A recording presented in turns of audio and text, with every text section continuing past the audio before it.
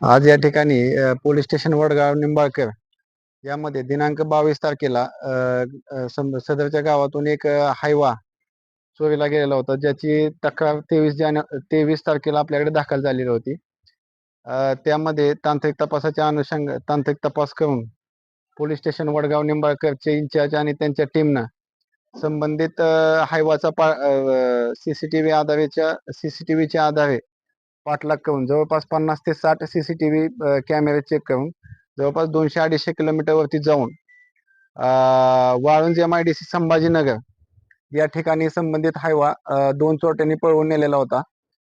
तर संबंधित 2 चोरटे आणि हायवा हा संभाजीनगर वाळुंज MIDC या ठिकाणाहून जप्त करण्यात आलेला आहे आणि संबंधित 2 आरोपी अटक करण्यात आलेले आहेत.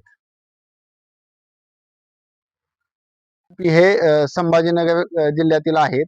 या अगोदर जे फिर्यादी आहेत या डंपरचे, त्यांच्या भावाच्या डंपरवरती ते चालक म्हणून काम करण्यासाठी होते आणि त्या ओळखीतून त्यांनी या ठिकाणी पेट्रोल पंपावरून डंपर पळवून नेलेला आहे.